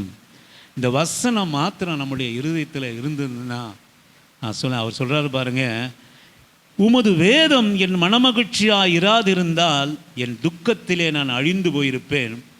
நான் ஒருபோதும் உம்முடைய கட்டளையை மறக்க மாட்டேன். அவைகளால் நீர் என்னை உயிர்ப்பித்து. நான் இன்னைக்கு உயிரோடு இருக்கிறதே உன் வசனத்தினால தான். நான் இன்னைக்கு உயிரோடு கூட, என் துக்கத்தில் நான் உயிரோடு கூட இருப்பேனான்றது எனக்கு தெரியல. ஆனால் எப்படி நான் உயிரோடு கூட, ஏன் இன்றைக்கு உயிரோடு கூட இருக்கிறேன்னா, நான் சொல்லுவேன், உங்களுடைய வேதம் எனக்கு மனமகிழ்ச்சியாக இருந்ததுனால நான் உயிரோடு கூட இருக்கிறேன். ஆமென், அல்லேலூயா. இப்போலாம் நீங்கள் செல்ஃபோனில் கூட வேதம் இருக்குது. நம்ம எதனா கஷ்டப்படுகிற நேரத்தில் நம்ம அந்த வேதத்தை எடுத்து வாசித்தனா நமக்கு மனமகிழ்ச்சியாக இருக்கும். வேலை ஸ்தலத்தில் கூட பிரச்சனைகள் அது இது என்ன நமக்கு இருக்குமானால், உடனே நமக்கு சூழ்நிலை அடக்கிக் கொள்ளாத சூழ்நிலை இருக்குமானால், வேதத்துக்குள்ளாக உங்கள் மனத்தை நீங்கள் செலுத்துவீர்களானால் மகிழ்ச்சியை தந்து அது நம்மை உயிர்ப்பிக்கக்கூடியதாக இருக்கும். ஆமேன். அல்லேலூயா. நான் சொல்லுவேன், 1 நாளாகமத்தினுடைய புஸ்தகம் 4வது அதிகாரம் 9-10 வாசிக்கும்படியாக உங்களை அன்பாக நான் அழைக்கிறேன். 1 நாளாகமத்தினுடைய புஸ்தகம் 4வது அதிகாரம் 9-10 வாசிக்கும்படியாக. யாபேஸ் தன் சகோதரரை பார்க்கிலும் கனம் பெற்றவனாய் இருந்தான். அவன் தாய் நான் துக்கத்தோடு அவனை பெற்றேன் என்று சொல்லி அவனுக்கு யாபேஸ் என்று பெயரிட்டார். யாபேஸ் இஸ்ரவேலின் தேவனை நோக்கி தேவரீர் என்னை ஆசீர்வதித்து என் எல்லையை பெரிதாக்கி உமது கரம் என்னோடு கூட இருந்து தீங்கு என்னை துக்கப்படுத்தாதபடிக்கு அதற்கு என்னை விலக்கி காத்தருளும் என்று வேண்டிக் கொண்டான். அவன் வேண்டிக் கொண்டதை தேவன் அருளினார். ஸ்திரீயே, நீ எப்படி புள்ள பொறுவா? ஆண்டவர் ஏதோ என்ன சொன்னாரு? ஸ்திரீயே, நீ என்ன புள்ள பொறுவா? வருத்தத்தோடு கூட புள்ள பெறுவா. நீங்க அநேகம் நம்ம நினைக்கிறோம் பிரசவ போது வழி வருது, அது மட்டும்தான் நம்ம நினைக்கிறோம். ஆமீன். விசேஷமாக கர்த்தர் நம்மோடு கூட பேசுகிறார். நான் ஒரு உண்மையை கேட்கட்டுமா? நம்மக்கிட்ட எல்லாருக்கிட்டையும், தாய்மார்களாக தந்தையாக இருக்கிறவர்கிட்ட உண்மையாக சொல்லுங்கள், உங்கள் பிள்ளைகள் மூலமாக அதிகமாக நீங்கள் துக்கப்படுறீங்களா, அதிகமாக நீங்கள் சந்தோஷப்படுறீங்களா? புரிஞ்சுக்கணும். நாளைக்கு என் பிள்ளைங்களும் அப்படி தான் அவங்க பிள்ளைங்களுக்கும் படுவாங்க. இது ஏதோ ஒன்று உண்டான சாபம். நீ ஸ்திரீயே, நீ வருத்தத்தோடு கூட, வருத்தம் நம்மளை என்னால் இருக்கும். பிள்ளை பிறக்கிற போது இருக்கும், அவன் வளர்ந்துட்ட பிறகு இருக்கும், அவன் வேலை படிக்கிற போது இருக்கும், அவன் வேலை செய்கிற போது இருக்கும், அவன் புள்ள பிறக்கிற போது இருக்கும். இந்த ஸ்திரீயோட, இந்த பெற்றோருடைய இந்த வருத்தம் இருக்குதுங்களே, ஸ்திரீயே நீ வருத்தத்தோடு கூட நீ புள்ள பொறுவா. ஆமென். நான் சொல்லுவேன், இவ்வளோ கர்த்தர் உண்மையாக சொல்லியிருக்கிற, நீங்கள் எல்லா எல்லைகளிலும் எனக்கு போதுமான சமாதானத்தை கர்த்தர் கொடுத்துருக்கிறார். ஆனால் உண்மையாக இந்த ஆண்டோடைய சமூகத்தில் சொல்லுவேன், என் பிள்ளைகளுக்காக நான் துக்கப்படுகிறேன், வருத்தப்படுகிறேன். ஆமென். ஹல்லேலூயா. துக்கம் என்பது வேற, வருத்தம் என்பது வேற. துக்கம் அவர்கள் கிரியைகளை கண்டு துக்கம். வருத்தம், என் பிள்ளைய இப்படி இருக்க, என் பிள்ளை நல்லா வேலை கிடைக்கணுமே, என் பிள்ளை சந்தோஷமாக இருக்கணுமே, என் பிள்ளைக்கு ஒரு நல்ல துணை அமையுமே. வருத்தம். துக்கம், துக்கம் அவர்கள் கிரியைகளை கண்டு துக்கம். துக்கம், என் பிள்ளைகளால் எனக்கு துக்கமாக இருக்கு. நம்மளும் நம்ம பெற்றோருக்கு அப்படிதான் இருந்தோம். துக்கமாக இருந்தோம், அவங்க வருத்தப்பட்டாங்க. நம்ம துக்கப்படுத்தணும், அவங்க எஸ்தரமாக கேளுங்க. பெத்தது ஒன்றுன்றதுனால துக்கம் கம்மியாக இருக்கா? 10 பெற்றாலும் அதே துக்கம், அதே வருத்தம் தான். 1 பெற்றாலும் அதே துக்கம், வருத்தம் தான். பிள்ளையே பெறலனாலும் வருத்தம், துக்கம் தான். இல்லைங்களா? இன்னைக்கு பிள்ளை பெறாதவங்களை நீங்கள் போய் பாருங்கள். ராகேல் தன் பிள்ளைக்காக அழுது அவ இல்லாததுனால மிகுந்த துக்கம் கொண்டா. இல்லைனாலும் பக்கத்தோட பிள்ளைய பார்த்து நமக்கு எப்படி இருக்கும்? ஆண்டவர், எனக்கு ஒரு புள்ளைய பொடு பூச்சி என் வயிற்றுல கொடுக்கலையே. அதுவும் துக்கம், அதுவும் வருத்தம். ஆனால் இதை விட வருத்தம் நானா, 2 பிள்ளைங்களை நமக்கு கொடுத்துட்டாருன்னு வச்சிங்களேன், இதுங்களால் வருத்தம். நான் உண்மையாக சொல்கிறேன், என் பிள்ளைகள் மூலமாக எனக்கு அதிகமாக என்ன பக்தி விஷயத்தில் துக்கப்படுத்துகிறாங்க. ஓப்பனாக நான் சொல்லுவேன், பக்தி விஷயத்தில் என்னை துக்கப்படுத்தி கொண்டு இருக்கிறாங்க. பக்தி உள்ள பிள்ளைகளாக இன்னும் மாறணும், ஆண்டவரை பற்றிக்கொள்ளணும். நான் சொல்லுவேன், ஆண்டவரை பற்றிக்கொ, யாரை சார்ந்து இல்லாத பிள்ளைகள் கர்த்தரை சார்ந்து கொண்டாங்கன்னா நம்ம இருதயத்தில் ஒரு துக்கம் மாறிடுங்க, வருத்தம் மாறிடும். நம்ம பிள்ளைகள் மாத்திரம் கர்த்தரோட பிள்ளைகளாக வேதத்தை தூக்கி, வேதத்தை வாசித்து ஜெபிக்க கற்றுக்கொண்டு கர்த்தர் மேலே விசுவாசமாக இருந்துட்டாங்கன்னு வச்சிங்களேன், நீங்கள் துக்கப்பட அவசியமே இல்லைங்க. உங்கள் பிள்ளை வாழ்க்கை பரிசுத்தமாக இருக்கும், உங்கள் பிள்ளையுடைய வார்த்தை பரிசுத்தமாக இருக்கும்.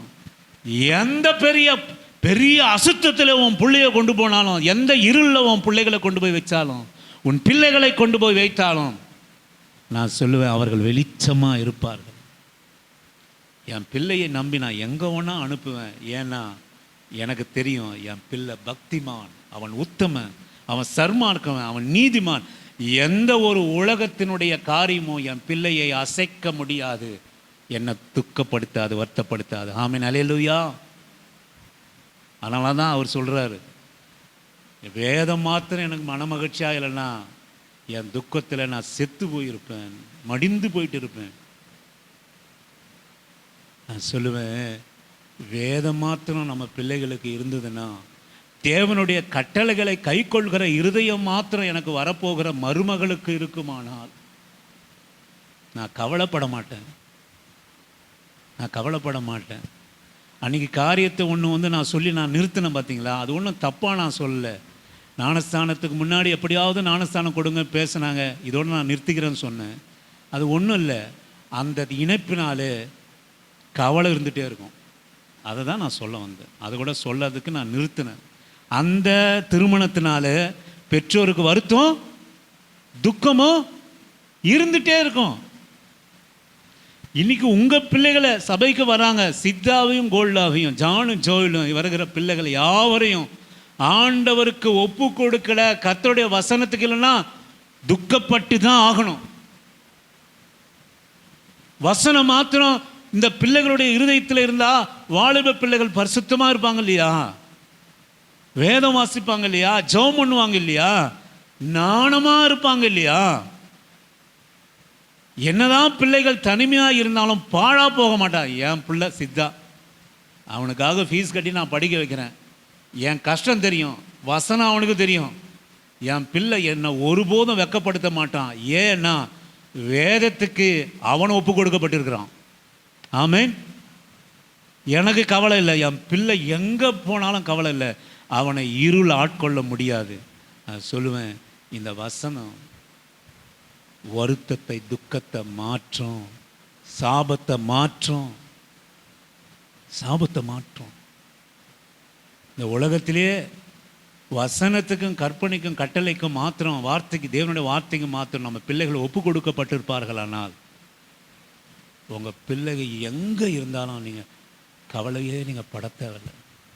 அவன் ஒயின் ஷாப்பில் வேலை செஞ்சால் கூட நீங்கள் கவலைப்பட வேண்டியதில்லை. ஆமென். ஏதாச்சும் ஹோட்டலில் ரூம் பாயாக இருந்தால் கூட நீங்கள் கவலைப்பட வேண்டியதே இல்லை. என் புள்ள கெட்டு போக மாட்டான், என் புள்ள வெளிச்சமாக இருப்பான். எங்கே இருந்தாலும் என் பொண்ணு வெளிச்சமாக இருக்கும், என் பொண்ணு வெளிச்சமாக இருக்கும். உலகத்தில் யார் என்ன அசிங்கம் பண்ணாலும் என் பொண்ணு பண்ணாது. புரியுதாம்மா கோல்டா? உனக்கு தான். உலகத்தில் யார் என்ன அசிங்கம் பண்ணாலும் நீ பண்ண மாட்டீங்க. ஏன் ஏன் வாய் திறக்க முடியல? வசனம் உங்ககிட்ட இருக்கு, அதனால தான் இங்கே வர. எதுக்காக வர? என் மூஞ்ச பார்க்கறதுக்காக வரீங்க நீங்கள்? இல்லை, வசனத்துக்காக வரீங்க இல்லையா? அப்போ வசனத்தில் இருந்தால் உங்ககிட்ட இருந்தால் யார் ஒன்று எந்த அவலட்சணமும் எந்த அசிங்கமான பேச்சும், எத்தனை 10 பேர் இருளாக இருந்தாலும் நீ எப்படி இருப்ப? வெளிச்சமாக இருப்பா. எந்த அசுத்தமும் உன்னை மேற்கொள்ளாது. 10 பேர் அசிங்கமாக கிளாஸ் ரூமில் பேசியிருந்தாலும் நீ என்ன பேசுவ? ஏய் இன்னொரு வாட்டி சொல்லுப்பா, என்ன சொன்ன அப்படின்னு நீ கேட்க மாட்ட. ஏன்பா இந்த மாதிரி? இதெல்லாம் தப்பு, நம்ம வயசுக்கு இதெல்லாம் தப்பு, இதெல்லாம் பண்ணக்கூடாது, இதெல்லாம் செய்யக்கூடாது. யார் சொல்லுவா? என் முகத்தை பாரு, யார் சொல்லுவா? வசனம் இருக்கிற புள்ள சொல்லும், வசனம் வார்த்தை இருக்கிற புள்ள சொல்லும். வசனம் இல்லாத புள்ள எப்படியாவது யாருனா யாரோ சம்பாதிக்கிறான், யாரோ படிக்க வைக்கிறான், ஜாலியாக ஒரு 10 ரூபாய் எடுத்து பாக்கெட்டில் போட்டோமா, ஒரு ஐஸ்கிரீமை சாப்பிட்டோமா, சிப்ஸை வாங்கி சாப்பிட்டோமா, வாயை தொட்டோமா, டீச்சர் என்ன சொல்கிறாங்கன்னு கேட்காம ஓடி வந்தோமா, யாரோ கட்டுறாங்க. என்ன இருக்குது? எனக்கா வருத்தம், எனக்கா துக்கம்? எங்கள் அம்மா ஒரு நாளில் நீ படுவா, உனக்கும் இருக்குது. நீ வசனத்தின் பிரகாரம் நடந்தா உன் பிள்ளைங்க நீ உன் பிள்ளைகள் மூலம் வருத்தமும் துக்கமும் அடையாமல் இருந்தனா பிள்ளைகளும் நல்ல வருத்தம் துக்கம் அடையாத பிள்ளைகளை பெற்றுக்கொள்வாங்க. இதுதான் ஆண்டவருடைய அந்த துக்கத்தை எடுத்து போடுகிற காரியம். அவள் தாய் பெற்றுக்கொள்ளும் போது பெற்றாலாம். எல்லா தாயும், யாபேஸ் மாத்திரம் இல்லை, ஜானை பெறுகிற போது துக்கத்தோடு தான் பெற்றோம், ஜோயலை பெறுகிற போது துக்கத்தோடு தான். இந்த 2 பிள்ளைகளை பெற்றுக்கொள்ள துக்கத்தோடு தான். இன்னைக்கும் துக்கத்தோடு தானே உட்காந்துருக்குறோம். இதுங்க வாழ்க்கை எப்படி முடியுமோ? ஏதாச்சும் சேர்த்து வச்சு புள்ளிக்கு ஏற்றுமே கொடுக்கலாமா? அவன் பாவம் ரொம்ப துக்கப்படுறான் அப்படின்னு இந்த அம்மா நினைப்பு. அவன் சந்தோஷமாக தான் இருக்கிறான். இந்த அம்மா புசிக்கு தான் செய்யுது. அவர் புசித்து குடித்து சந்தோஷமாக இருக்கிறாங்க. ஆமென், அல்லேலூயா. நல்லா சந்தோஷமாக இருக்கிறாங்க. இந்த அம்மா சொந்த வீட்டில் இருக்குதுன்னு அழுதுன்னு உட்காந்துக்குது. அவன் வாடகை வீட்டில் உட்காந்து 10,000 ரூபாய் வாடகை கட்டின்னு ஏசியை போட்டு சந்தோஷமாக தான் இருப்பாங்க. ஆமென். இந்த அம்மா ஃப்ரீ, 100 யூனிட் ஃப்ரீ. அவங்க பிள்ளை எவ்வளோ காலம் இருக்கலாம்னு எனக்கு தெரியாது. எவ்வளோமா கட்டுறாங்க கேளுங்க. நம்ம கூட கட்ட சபைக்கும் அதுக்கும் சேர்த்து இப்போ தான் கட்டுறோம் 3000 ரூபாய். வசனம் மாத்திரம் இருந்ததுன்னு வச்சுங்களேன், என்னை போல என் மனைவி போல இந்த வனாந்தரத்தையும் வயல்வெளியாய் மாற்றிக்கொள்வோம். ஆமென். எனக்கு ஒன்று ஒரு வீடு இருக்கியா, எனக்கு ஒரு வாசல் இருக்கியா, ஆமென். ஓடி வந்து பற்றிக்கொள்வாங்க, ஓடி வந்து பற்றிக்கொள்ள. இது போல் ஒரு ஆசீர்வாதம் எனக்கு வசனம் இருந்ததுன்னா. இல்லாதனால தான் அந்த போராட்டம். அப்போது துக்கம், வருத்தம். யாபேஸ் மாத்திரம் அவங்க தாய் அவனை துக்கத்தோடு கூட பெற்றுக்கொள்ளலை. ஆனால் நீங்கள் ஒரு வசனத்தை நீங்கள் கவனிங்க. எனக்கு அருமையான தேவனுடைய பிள்ளையே, யாபேசனுடைய தாயும் தகப்பனும் தேவனை நோக்கி பார்த்தாங்கன்னு வேதம் சொல்லலை. ஆமென். நம்ம பிள்ளைகள் மேலே, எனக்கு அருமையான பிள்ளைகளை என்னை பாருங்கப்பா, என்னை பாருங்க. இயேசுவின் நாமத்தினால நான் சொல்கிறேன், யாபேஸ் இஸ்ரவேலின் தேவனை நோக்கி, யாபேஸ் நோக்கினாங்க. யாபேஸ் நோக்கணும். எங்கள் அப்பா ஜெபம் பண்ணுறாரு, எங்கள் அம்மா ஜெபம் பண்ணுறாங்க, எங்கள் அப்பா வேதம் வாசிக்கிறாரு, எங்கள் அம்மா ஜெபம் பண்ணுறாங்க. துக்கம் மாறாதுங்க. உன் வாழ்க்கையிலும் துக்கம் மாறாது, உன் வாழ்க்கையிலும் வருத்தம் மாறாது. உன்னால் ஏற்பட்டிருக்கிற சாபத்தினுடைய துக்கம் உன்னை பெற்றவளாகிய எங்களுக்கும் மாறாது, வருத்தம் மாறாது. எப்போ மாறும் சொல்லுங்க பிள்ளைங்க, சொல்லுங்க. எப்போ மாறும்? எப்போ மாறும்? உங்கள் பெற்றோருடைய துக்கம் எப்போ மாறும் சொல்லுங்க. அவன் தூங்கிட்டா போல, இப்படி தான் அங்கேயும் தூங்கிட்டு இருக்கா போல. யாபேசு இஸ்ரவேல் தேவனை நோக்கி, ஏசப்பாவை நோக்கி, வசனத்தை நோக்கி ஜெபம் பண்ணான். ஆமென்.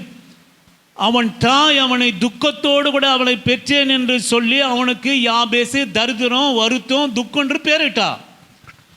ஆனால் யாபேசனுடைய தாய் 40 நாள் உபவாசம். நல்லது, இருங்க, உங்களுடைய நம்முடைய காரியத்துக்கு நம்ம இருக்கலாம், தப்பு இல்லை. நம்மளுடைய உபவாசம் எப்படி இருக்கணும் அப்படின்னா, யாபேசு, ஜான், சித்தா, கோல்டா, ஜோயல் இவர்கள் எப்படியாவது இவர்களை உயர்த்தும் ஆண்டவரே, எப்படியாவது இவர்களை பணக்காரர்களாக மாற்றும், எப்படியாவது ஒரு நல்ல வேலையை கொடும். நீங்கள் உபவாசித்தால எப்படி முதலாவது ஜெபம் என்ன இருக்கணும் அப்படின்னு கேட்டிங்கன்னா, எனக்கு அருமையான தேவனுடைய பிள்ளையே, நான் பெற்ற பிள்ளை தேவனை நோக்கணும். ஆமென். நான் பெற்ற பிள்ளை கட்டளைகளை கை கொள்ளணும். நான் பெத்த பிள்ளை பக்தியாக இருக்கணும். நான் சொல்லுவேங்க, பக்தியாக இருக்கிற பிள்ளைகளை நீ எவ்வளோ கஷ்டத்தில் விட்டாலும், எவ்வளவோ பரிசுத்தம் இல்லாத இடத்துல விட்டாலும், நம்ம பிள்ளைகளை ஒரு காலம் பிசாசு அசைப்பதே இல்லை. வேதம் மாத்திரம் அவர்களிடத்தில் இருந்துச்சுன்னா, வேதம் வாசித்து ஜெபம், ஆண்டவரே இப்படி எழுதியிருக்கிறீரே, என் வாழ்க்கையை மாற்றும். யாபேஸ் இஸ்ரவேலின் தேவனை நோக்கி, தேவரீர் என்னை ஆசீர்வதித்து, ஆமென், அல்லேலூயா, என் எல்லையை பெரிதாக்கி உமது கரம் என்னோடு இருந்து தீங்கு என்னை துக்கப்படுத்தாதபடிக்கு. தீங்கு, நம்ம அநேக வேலையில் என்ன நினைக்கிறோம், தீங்கு என்னை துக்கப்படுத்தாதபடின்னா என்ன நினைக்கிறோம்? சொல்ல நான் இடிச்சிக்கக்கூடாது ஆண்டவரே, வண்டி என்ன மோதக்கூடாது, யார் என்ன சண்டை போடக்கூடாது, யார் என்ன அடிக்கக்கூடாது, எங்கள் ஆஃபீஸில் என்ன திட்டக்கூடாது. இது மாத்திரம் இல்லை தீங்கு. தீங்குன்னா இதை நம்ம நினைச்சிடறோம். சரீரத்துக்கு உண்டான தீங்கு இருக்கு, ஆத்துமாவுக்கு உண்டான தீங்கு இருக்கு. என் ஆத்துமாவை காத்துக்கொள்ளும். ஆண்டவரே, செல்போனை நான் எடுக்கிற போது என் ஆத்துமாவை, நண்பர்களோடு கூட இருக்கிற போது என் ஆத்துமாவை காத்துக்கொள்ளும், தீங்கு அணுகாதபடிக்கு. யாபேஸ் ஆசீர்வதிக்கப்பட்டான். ஏன் என்ன கேட்டீங்கன்னா, உலகத்தில் இருக்கிற தீங்கு அவனை அணுகால. தீங்கு அணுகல. குடிப்பழக்கம் அவனை அணுகவில்லை, விபச்சாரம் அவனை அணுகவில்லை, வாயினுடைய வார்த்தைகள், சோம்பேறித்தனம் அவனை அணுகவில்லை. உலகத்தில் இருக்கிற தீங்கு, ஆத்துமாவுக்கு தீங்கு கொடுக்கிற எந்த அசுத்த வார்த்தை என் பிள்ளைகளுடைய கண்ணுல வாயில அணுகல. என் பையன் 24 மணி நேரம் செல்போன் வச்சிருந்தாலும் நான் பயப்பட மாட்டேன்.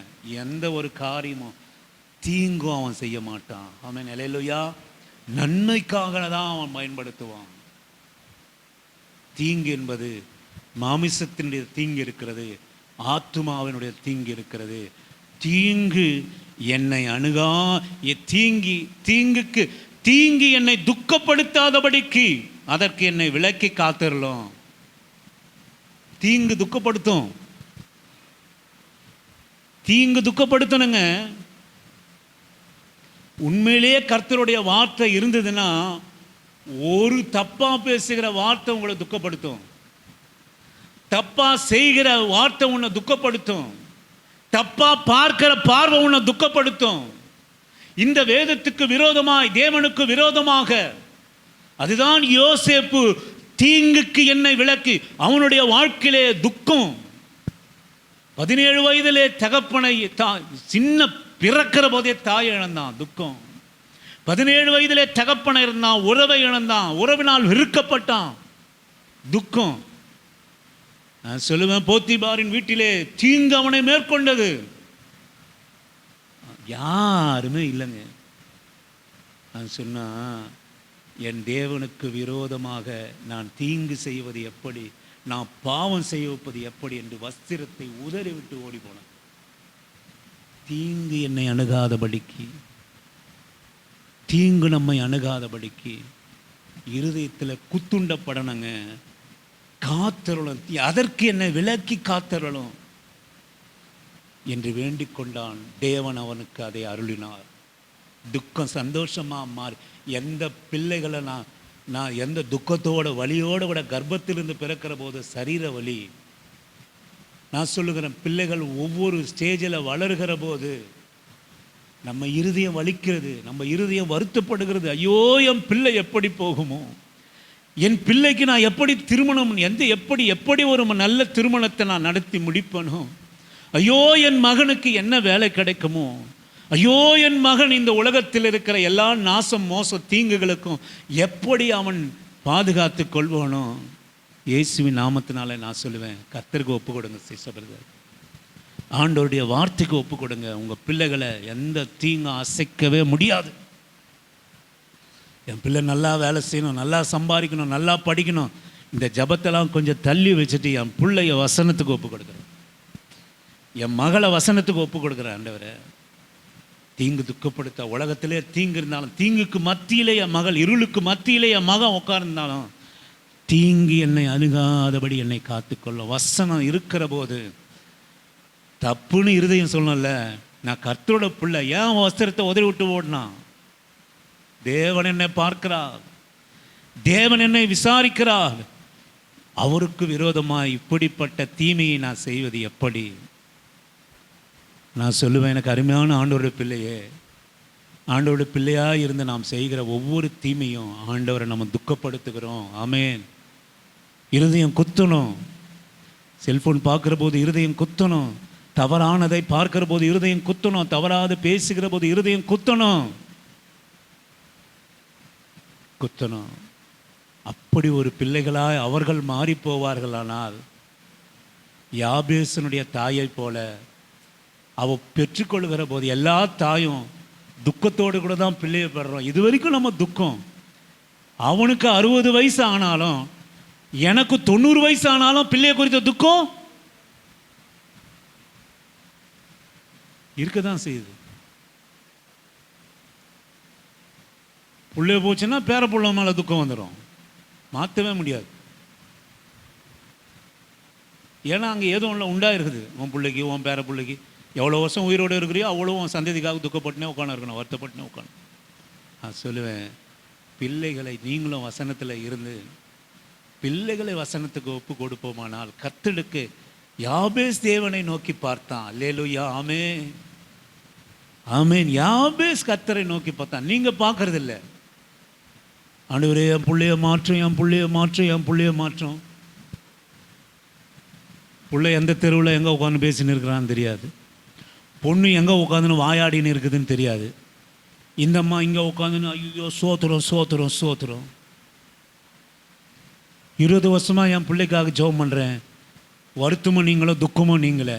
யார் தான் பார்க்குறா தேவனை நோக்கி? யாபேஸோட தாய், சித்தாவோட தாய் தான் பார்த்துன்னுக்குறாங்க, சித்தா பார்க்கல. ஆமென். அப்போ எப்போ வருத்தம் மாறும், எப்போ துக்கம் மாறும்? அல்லேலூயா. நான் பார்க்குற போது சொல்லுங்க, கை தூக்கி சொல்லுங்க.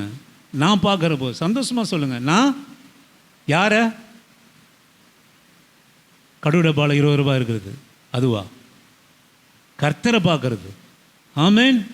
ஆண்டவரை பார்க்குற போது ஒரு தாய் தகப்பனுக்கு தெரியாம ஒரு ரூபாய் எடுக்கிற போது இருதயம் குத்தப்படணும். ஆமென். நல்லா என்ன பாருங்க தம்பி, குனியாதீங்க, இங்க பாருங்க. தாய் தகப்பனுக்கு தெரியாம 1 ரூபாய் டேபிள் இருந்து எடுக்கிற போது என்ன படணும்? இருதயம் குத்தப்படணும். அம்மா கொடுங்க, அப்பா கொடுங்க. அம்மாவும் அப்பாவும் பிள்ளைக்கு கொடுக்குறப்போ எங்க நாங்கள் கொடுக்க மாட்டோம். எங்கள் பாட்டி வீட்டில் போனால், எங்கள் ஆச்சி வீட்டில் போனால் அவங்க கொடுத்துட்றாங்க, ஆட்சி கொடுக்குறாங்க. நம்ம கொடுக்கல. என் பணம் சேஃப் ஆகுது, ஆட்சி பணம் போகுது, எங்கள் பாட்டி பணம் போகுது. எந்த பணம் நமக்கு தேவையில்லை, என் பிள்ளைக்கு உண்டான செலவுக்கு ஏற்ற பணம். ஆமென். செலவுக்கு ஏற்றது. அதை மீறி 1 ரூபாயும் எடுக்கக்கூடாது. அதை மீறி 1 ரூபாய் தகப்பனும் தாயும் கொடுக்கக்கூடாது. என்ன தேவையோ அதுதான். நீ கோட்டீஸ்வரனாக இருந்தாலும் சரி, நீ குடிசையில் இருந்தாலும் சரி, இதுதான் பிள்ளைக்குள்ள பிரமாணம். நிறைய தின்னாலும் தீங்கு தான், இல்லை எதனா ஒன்று அந்த பணத்தை வச்சு பண்ணாலும் தீங்கு தான். அப்போது பெற்றோருக்கு தெரியாமல் 1 ரூபாய் நம்ம செலவு பண்ணாலும் அது என்னது? பாவம். சொல்லுங்க, ஏன் சொல்ல மாட்டேன்றீங்க? சொல்லுமா, பாவம். பெற்றோருக்கு தெரியாம ஏன் வாய் வர மாட்டேங்குது? நடந்ததெல்லாம் நன்மைக்கு, இனி வருகிற காலத்துக்கு தான் நம்ம பேசுகிறோம், சரிங்களா? பெற்றோருக்கு தெரியாம நிறைய எடுத்துருக்குறீங்களோ? ஒரு மாதிரியா பார்க்குறீங்க. நிறைய எடுத்துட்டீங்களோ? கர்த்தர் மன்னிக்கிறவர். ஆமென். ஹல்லேலூயா. நீங்கள் கடந்து போன காலங்களை பற்றி நான் பேசலைங்க. ஆண்டவர் உங்களோட கூட பேசலை. பிள்ளையே, மகளே, கடந்து போன நாட்களை பற்றி ஆண்டவர் உங்களோட கூட பேச. இந்த நாளிலிருந்து நான் அங்கிள்லாம் பார்த்தேன்னா நான் உங்களோட ஜாஸ்தியாக பண்ணியிருக்கிறேன்.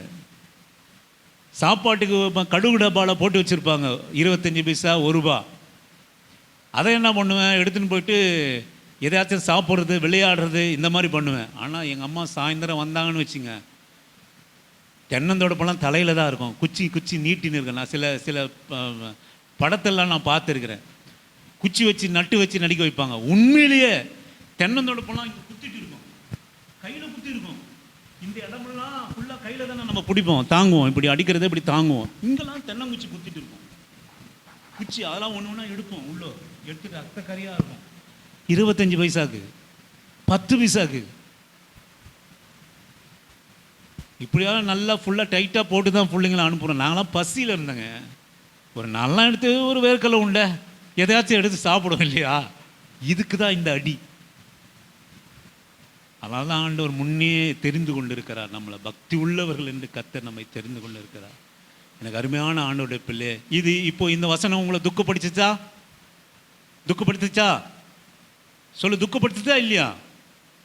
ஆனால் இது என்ன? இது நீ திருந்துவதற்குண்டான சிட்சை, நீ திருந்துவதற்குண்டான சிட்சை, நான் திருந்துவதற்குண்டான சிட்சை.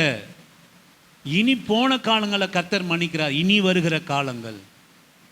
யாபேஸ் தேவனை நோக்கி ஜெபம் பண்ணினா, ஆண்டவரே என்னை ஆசீர்வதித்து என் எல்லைகளை பெரிதாக்கி தீங்கு என்னை அணுகாதபடி பாதுகாத்து கொள்ளும் என்று ஜெபம் பண்ணினா, கர்த்தர் தேவன் அவனுக்கு அதை அருளினார். தேவன் அருளை சொல்ல பெற்றோருடைய துக்கம் சந்தோஷமாய் மாறும். ஹல்லேலூயா.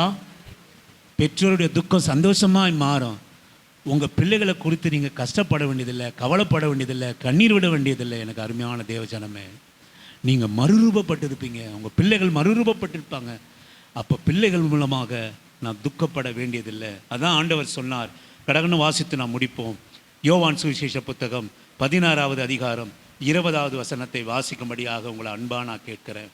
யோவான் சுவிசேஷ புத்தகம் 16:20. மெய்யாகவே மெய்யாகவே மெய்யாகவே மெய்யாகவே நான் உங்களுக்கு சொல்லுகிறேன், நான் உங்களுக்கு சொல்கிறேன், நீங்கள் அழுது புலம்புவீர்கள், நீங்கள் அழுது புலம்புவீர்கள், உலகமோ சந்தோஷப்படும், உலகமோ சந்தோஷம், நீங்கள் துக்கப்படுவீர்கள், நீங்கள் துக்கப்படுவீர்கள், ஆனாலும் உங்கள் துக்கம் சந்தோஷமாக மாறும், சந்தோஷமாய் மாறும். ஹல்லேலூயா.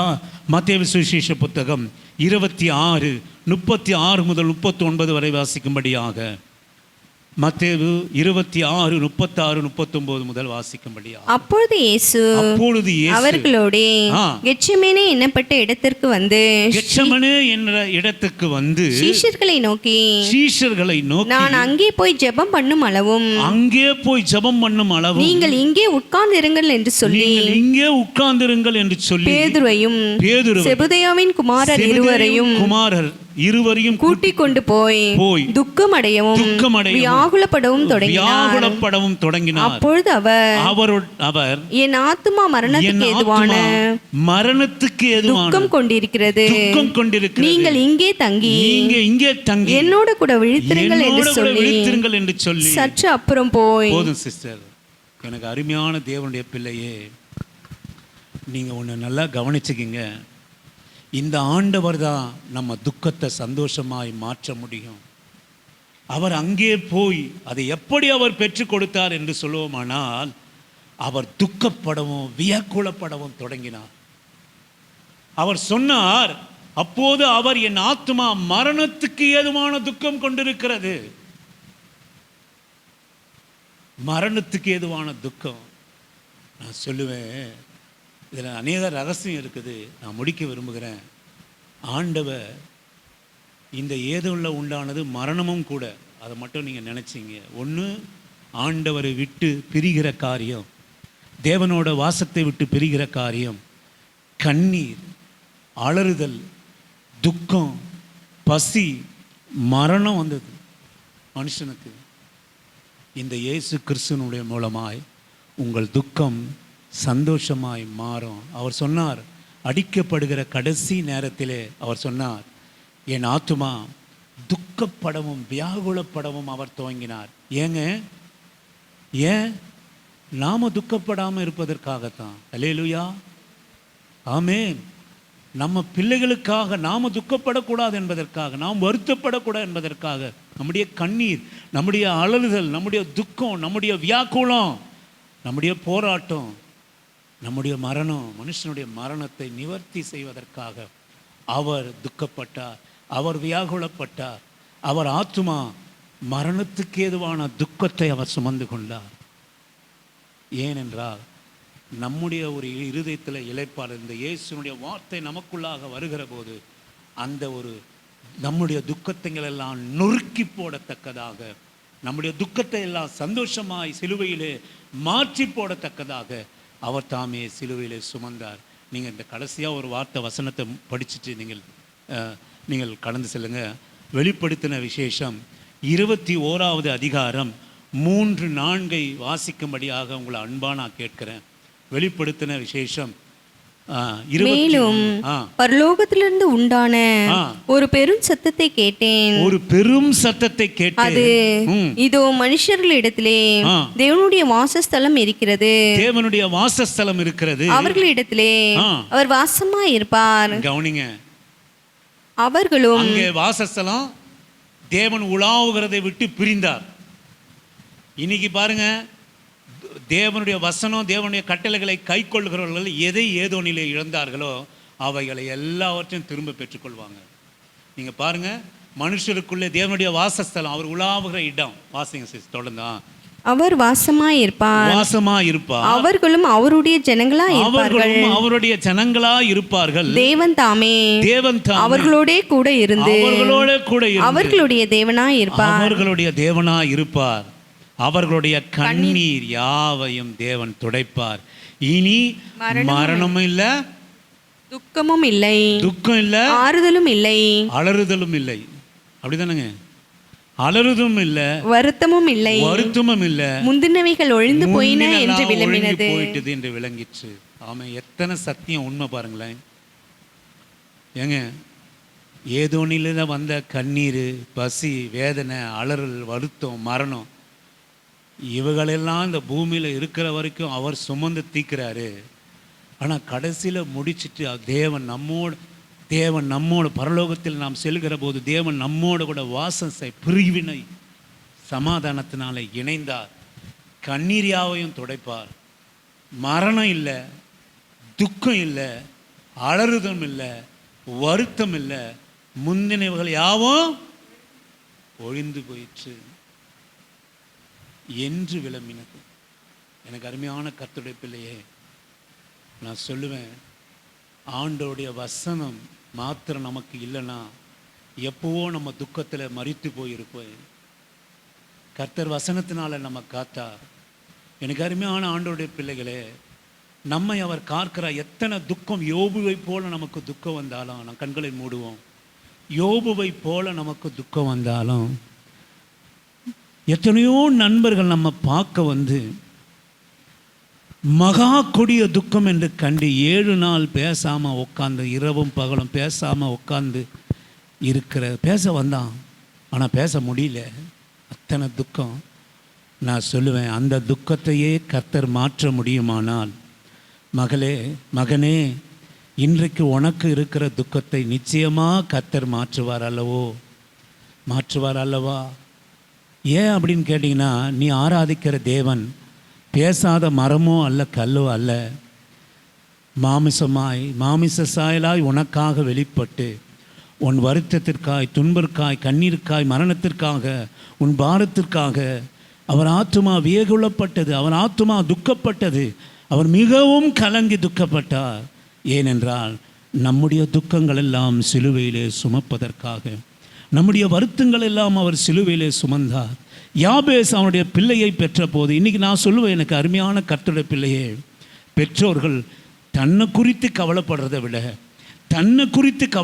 விட அவர்கள் எதிர்காலமான பிள்ளைகளை குறித்து அல்லவா நாம் கவலைப்படுகிறோம்.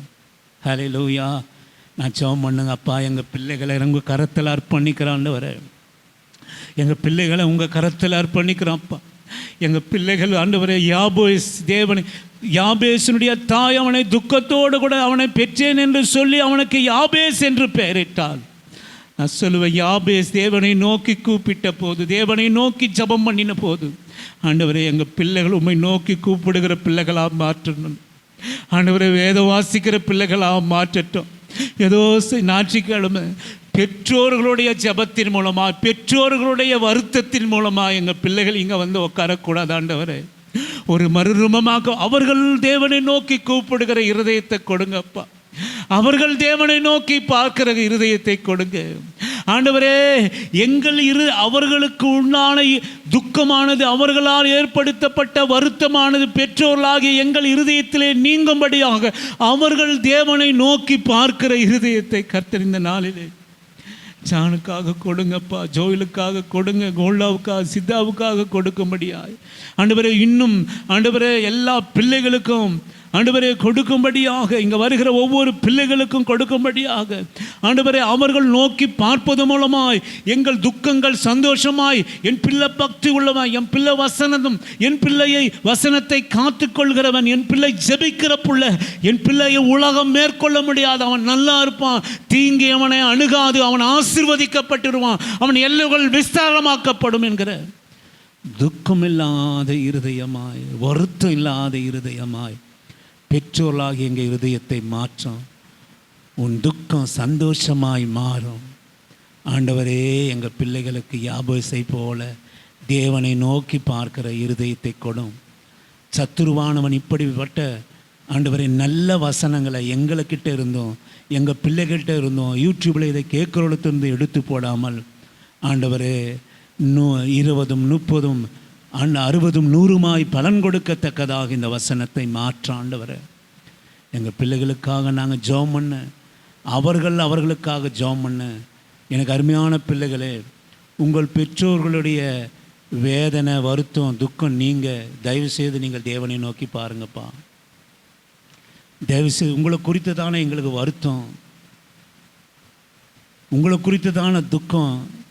உங்களை பெற்று நாங்கள் இவ்வளவோ கஷ்டப்பட்டு உங்களை காப்பாற்றுக்கிறோம். நாங்கள் மரிக்கிற வரைக்கும் உங்களை பற்றி துக்கமாக வருத்தமாக நாங்கள் இருக்கணுமா? தேவன் அப்படி இல்லை. ஒருவேளை யாபேசை போல இன்றைக்கி தேவனை நோக்கி நீங்கள் பார்க்க கற்றுக்கொள்வீர்களானால் என் பெற்றோர்களாக எங்கள் இருதயம் களி கூறுதல் உண்டாகும், எங்கள் துக்கம் சந்தோஷமாக மாறும். ஆண்டவரே, எங்களையும் எங்கள் துக்கங்களையும் எங்கள் பிள்ளைகளுடைய தேவனை நோக்கி பக்தி வைராக்கத்தையும் மாற்றுங்க ஆண்டவரே, மாற்றுங்க. எல்லா துதி கன மகிமை உமக்கே உண்டாகட்டும். இயேசு கிறிஸ்துவின் இனிய நாமத்தில் ஜெபிக்கிறேன் நல்ல பிதாவே. என் ஆத்துமாவே கர்த்தரை ஸ்தோத்திரி, என் முழு உள்ளமே அவருடைய பரிசுத்த நாமத்தை ஸ்தோத்திரி. என் ஆத்துமாவே கர்த்தரை ஸ்தோத்திரி. கர்த்தர் செய்த சகல உபகாரங்களும் மறவாமல் நீதின்மையில் நடந்து நியாயம் செய்து இரக்கத்தை சிநேகித்து மனத்தாழ்மையோடு கூட பாதம் அமர்ந்து கர்த்தர் கிருபை செய்யும். பிதாவாகிய தேவனாலும் ஆண்டவராகிய இயேசு கிறிஸ்துவினாலும் பரிசுத்த ஆவியானவனாலும் இரக்கமும் கிருபையும் தயவும் சந்தோஷம் சமாதானமும் பரிசுத்தமும் எங்கள் வாழ்க்கையில் எங்கள் பிள்ளைகளுடைய வாழ்க்கையில் உண்டாவதாக. ஆமேன். கர்த்தர் உங்களை ஆசீர்வதிப்பார். ஆண்டவர் உங்களோடு கூட இருப்பார். தேங்க்யூ.